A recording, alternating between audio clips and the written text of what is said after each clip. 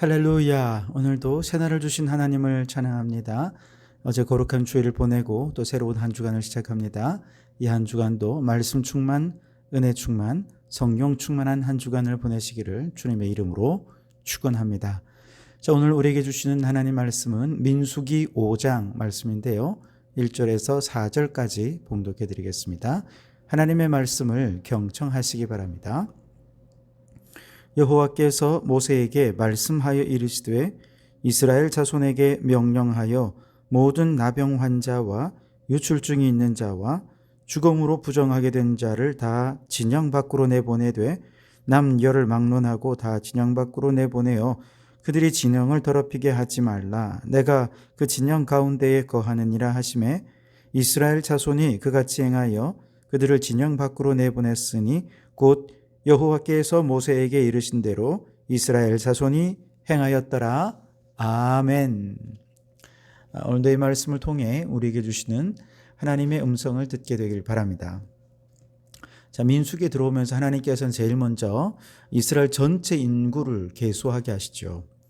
그러면서 그곳에서 전쟁에 나갈 만한 인원들을 계수하고 가나안 땅을 향해 전쟁을 할 거룩한 전쟁을 수행할 준비를 하게 하십니다. 이렇게 계수된 백성들을 중심으로 해서 이제 회막을 중심으로 동서남북 사방으로 한 방향에 세 지파씩 자리를 배치하면서 진영을 갖추도록 지도했죠. 그러면서 이제 군사적인 질서가 잡혀지게 되었습니다. 그리고 제사장과 레위인의 수도 계수했습니다. 이들은 회막 가장 가까운 주위에 배치를 하면서 이들을 통해 영적 질서를 잡고 그들에게 성막을 섬길 각각의 임무를 배분했습니다. 자, 이제 군사적으로나 영적으로나 조직도 갖추고 질서도 잡았습니다. 이제 해야 할 일은 무엇일까요? 이 질서를 잘 유지하는 거겠죠. 그렇다면 바로 이 지점에서 중요한 건 뭐냐? 이와 같이 군사적이고 영적인 질서를 잡았는데 이것을 한꺼번에 무너뜨릴 수 있는 요소가 무엇인지를 발견하고 그것을 철저하게 차단할 수 있어야 하지 않겠습니까? 지금 중요한 게 바로 이것입니다.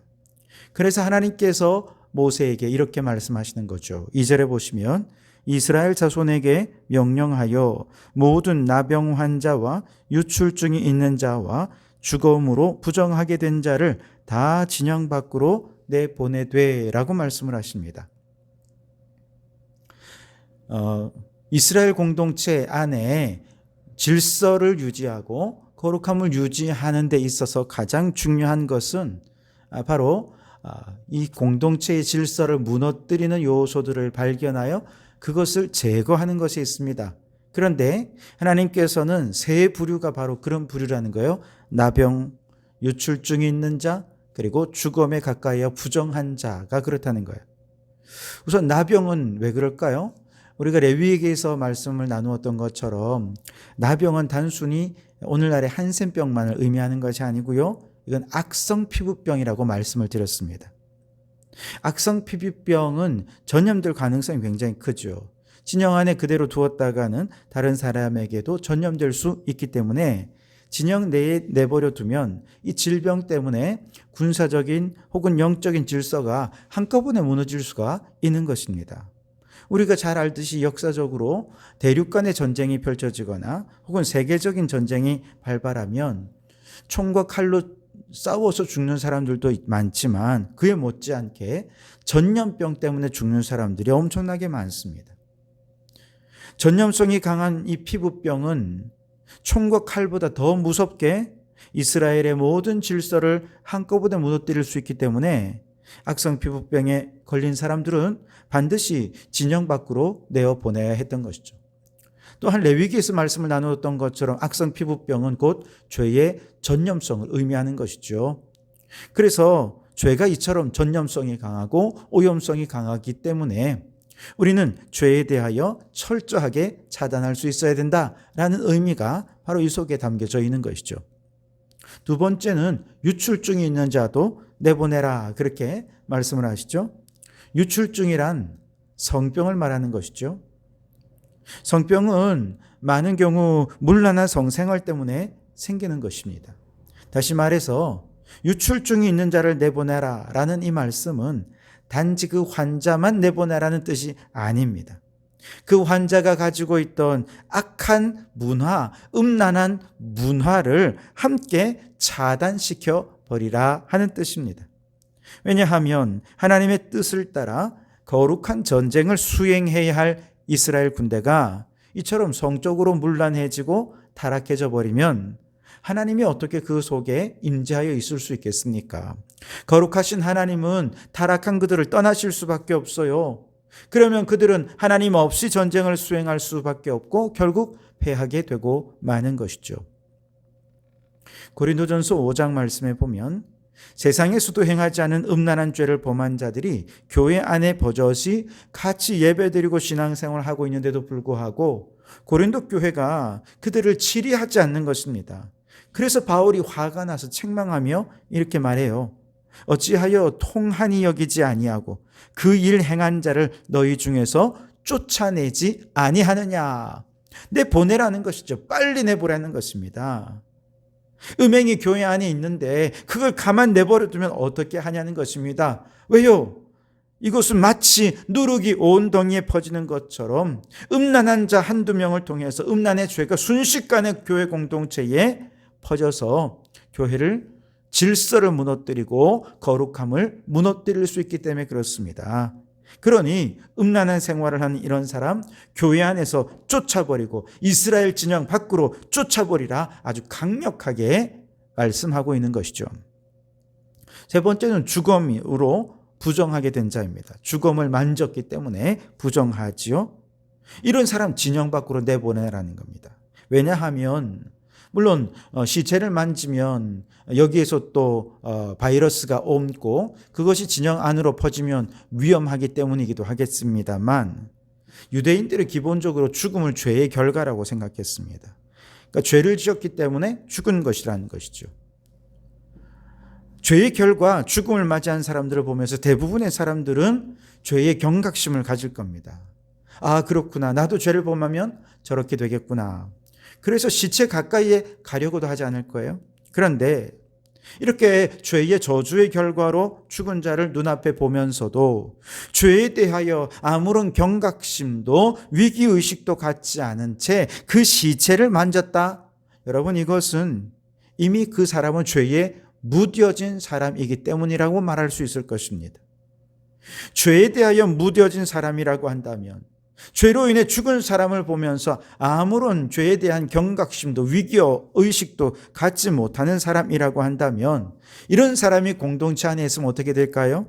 타인과 함께 죄를 얼마든지 공모할 수 있을 것입니다. 더 큰 죄를 범해서 공동체의 질서를 무너뜨릴 수 있을 것입니다.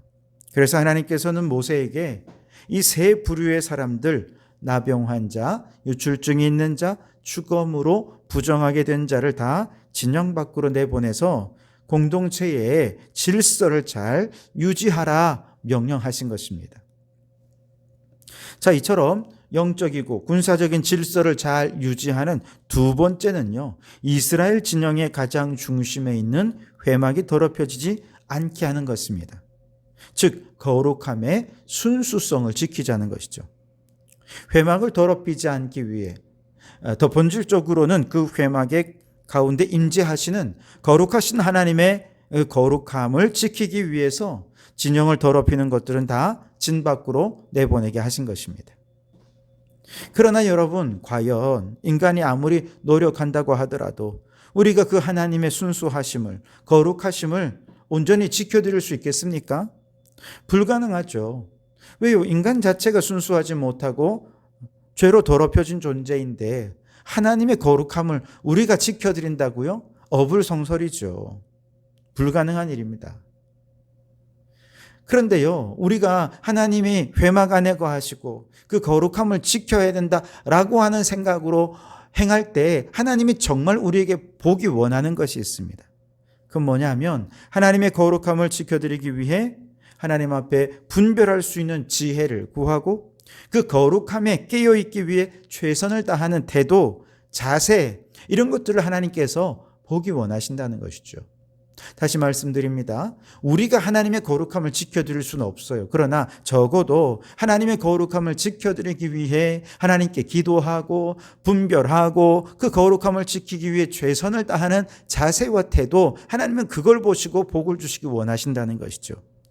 그래서 여러분 야고보서 3장 17절 말씀에 보면 오직 위로부터 난 지혜는 첫째 성결하고 다음에 화평하고 그렇게 말씀하십니다.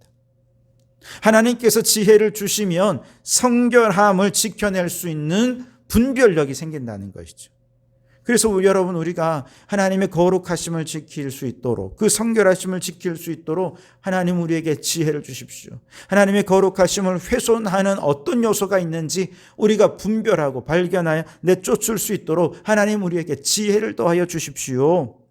그렇게 간절히 기도하고 하나님 주시는 지혜로 분별하면 부정한 모든 요소들을 발견하게 되고 그들을 진영 밖으로 내보내는 단호한 조치를 얼마든지 취할 수 있게 될 것입니다. 이렇게 거룩함에 끼어있는 모든 백성들의 자세와 태도를 보시고 하나님께서 그 백성에게 복을 내려 주시겠다는 것이죠. 여러분 오늘 우리도 역시 마찬가지입니다. 우리 교회도요, 하나님이 이곳에 임재하신 줄 믿습니다. 그렇다면 이제 우리가 해야 될 일은 교회에 임재하신 하나님의 거룩하심과 그 순수성을 지켜드리는 것이죠. 우리가 지켜드릴 수는 없겠지만 적어도 이를 위해 하늘의 지혜를 구하고 하늘의 지혜로 부정한 것을 분별하여 발견되는 즉시 교회 밖으로 내보낼 수 있는 용기가 우리 모두에게 함께 있어야 되겠습니다. 다시 말씀드립니다. 우리가 하나님의 거룩함을 지켜드린 건 아니지만 지혜를 구하고 기도하고 거룩하고 순수성을 지키기 위해 애쓰고 힘쓰고 집중하는 성도들의 모습을 보시고 우리 하나님 감동하시고 하늘의 복을 내려 주시는 것입니다. 또한 우리의 가정을 생각해 볼까요? 하나님의 호주 되시는 우리의 성도들의 가정에도 하나님은 이미 임재하여 계시는 줄 믿습니다. 그렇다면 하나님 보실 때에 부정한 것이 우리 가정에 없는지 살펴보고 분별해야 되는데 역시 하나님께 지혜를 구하는 기도가 필수적입니다. 그래서 기도하며 하나님께 지혜를 구하면 하나님께서 우리가 그 하나님의 거룩함을 지켜드리면서 하나님께서 주시는 지혜로 우리 가정을 거룩한 가정으로 세워갈 수 있게 해 주실 줄 믿습니다.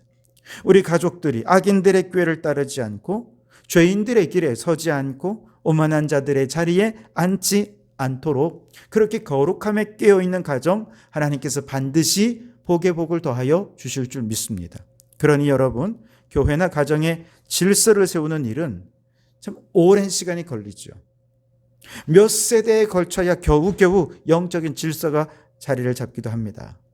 그러나 그 속에 임재하시는 하나님의 거룩함이 훼손되고 영적 질서가 무너지는 것은 한순간입니다. 고린도 교회 성도들이 음란함을 내버려 두거나 서로 싸우고 분열하고 그렇게 영적 질서가 무너지고 서로 악한 말을 하고 미워하고 이렇게 할 때 하나님의 거룩함은 훼손될 수 있는 거죠. 그렇기 때문에 우리 성도들은 교회의 영적 질서를 유지하고 성결함을 유지하기 위해서 위로부터 오는 지혜를 구하고 그렇게 그 지혜를 따라 분별하며 거룩함을 지키기 위해 힘쓰고 애쓰는 우리 성도들이 되실 수 있기를 바랍니다. 자, 감사하게도 이스라엘 자손들은 모세를 통해 하나님께 주신 이 명령에 즉각적으로 순종합니다. 4절에 보시면 이스라엘 자손이 그같이 행하여 그들을 진영 밖으로 내보냈으니 곧 여호와께서 모세에게 이르신 대로 이스라엘 자손이 행하였더라. 아멘. 여러분, 내보내야 하는 사람들 중에는 아마 사랑하는 가족들도 있었을 것입니다. 그 가족들 중에는 4대 독자, 5대 독자 그런 아들도 아마 있었을 거예요. 수많은 사연들을 찾다 보면 정말 눈물 없이는 볼 수 없는 정말 엄청난 사연들이 많이 있었을 것입니다. 그래서 어떤 사람은 우리 가정은 좀 예외로 해 주십시오. 얘는 절대 못 내보냅니다. 아마 그렇게 호소하면서 모세를 찾아와서 그렇게 자꾸 예외를 요구했다면 아마 이스라엘의 진영의 질서를 지키고 하나님의 거룩함을 지키는 일은 불가능했을 거예요. 그런데 감사하게도 이스라엘 백성들은요, 이 명령을 받자마자 그 누구도 예외를 요청하는 사람 없습니다. 즉각적으로 순종한 것이죠. 마치 아브라함이 아들 이삭을 모리아 산에서 제물로 바치라는 하나님의 명령을 들었을 때 이해하기 어려웠지만 즉각적으로 순종했던 것처럼, 모세가 불뱀에 물린 사람들을 위해 노추로 불뱀을 만들고 장대에 높이 달아서 그걸 쳐다보면 살 것이다 명령했을 때 말도 안 되는 얘기로 취급할 수 있었지만 믿음으로 바라보고 순종한 사람들은 다 살아났던 것처럼, 이스라엘 자손들은 하나님의 명령에 핑계대지 않고 원망 불평하지 않고 이해되지 않는다고 항거하거나 대항하지 않고 순종했습니다. 그래서 이스라엘 진영의 질서와 거룩함을 동시에 유지할 수 있었던 것이죠. 여러분, 하나님의 말씀에 순종하십시오. 이것이 우리 교회와 가정과 공동체의 질서와 거룩함을 유지하는 최고의 방법인 줄 믿습니다. 이처럼 내적으로 질서가 확립되고 거룩함을 유지하고 있다면 아마 어떤 외부적인 적이 와서 싸운다 하더라도 넉넉히 싸워 승리하게 되어질 줄 믿습니다. 그러니 여러분, 외부의 적을 맞서기 전에 먼저 내부적으로 우리 교회와 가정 공동체의 내부 안에 질서와 거룩함을 잘 유지하기 위해 죄에 민감하게 반응하는 우리 성도들이 되시기를 주님의 이름으로 축원합니다. 기도하겠습니다. 하나님, 어제는 거룩한 주일을 보내고 새로운 한 주간을 시작합니다. 어제 주일에 주신 말씀처럼 하나님의 저울에 달아보아 함량 미달이 되지 않게 하옵소서. 겸손하게 삶의 주권을 하나님께 맡기며 하나님 말씀에서 뜻과 비전과 사명을 알았다면 그 뜻에 순종하는 저희들 되게 해 주옵소서. 주님, 우리 성도교회를 거룩한 군대로 세우시고 영적 질서를 잡아가게 하시니 감사합니다. 이제 교회 내적으로 영적 질서와 거룩함을 잘 유지하여 건강하고 힘있는 그리스도의 군대로 세워지게 해 주시옵소서. 예수님 이름으로 기도하옵나이다. 아멘.